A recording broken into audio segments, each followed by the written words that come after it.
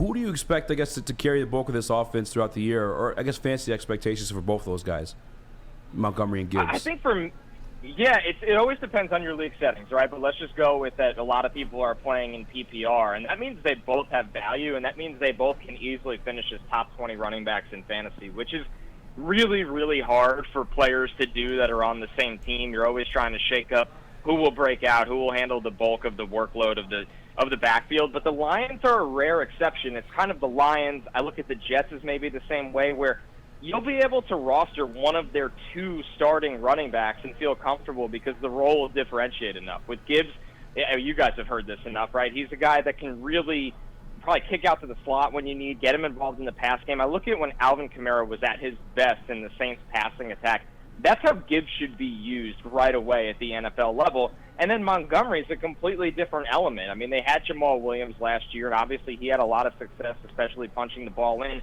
Montgomery's going to be able to do that too. I think when you're looking at running backs that might not be workhorse backs but are still really valuable in fantasy, you want to take the guys that are in good offenses where they'll get touchdown equity. And when you look at the Lions, they're going to be able to get down the ball get down the field in between the 20s by throwing to Amon-Ra St. Brown, maybe throwing to Jahmyr Gibbs. I hope they get Sam Laporta involved as well. And that's going to be a lot of opportunity for Montgomery to finish runs, especially behind a pretty good offensive line. So they're the rare backfield. There's only maybe a handful in the league that both guys will have a real big impact across fantasy. Yeah, I guess speaking of rarity, too, statistically, Jahmyr Gibbs was on ESPN, and he mentioned the high hopes of reaching that 1,000-yard rushing and 500 receiving. Is that realistic in your eyes?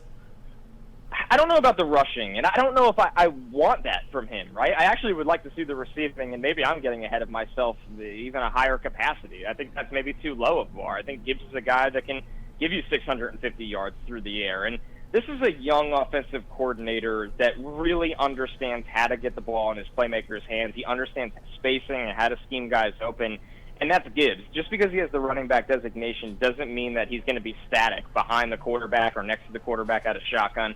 You can really move him around the formation. I think the Lions will be one of those teams pre-snap that do a lot of that with him. So I would up the bar he set on the receiving, but I would lower it on rushing because at his frame and his rookie season, I don't know how many times I want to just turn around and hand him the ball. I love the change of pace on outside runs, but you went out and got David Montgomery because you want the comfort of handing him the ball 15 to maybe 18 times a game, and a lot of that up the middle. So the Lions are a team, once again, they know how to use the extension of the run game, screens, jet sweeps, a lot of creative ways where it's kind of like a run play, but you're still technically throwing it in the stat sheet. So I like Gibbs' confidence, but I think he's got the numbers just a little bit off.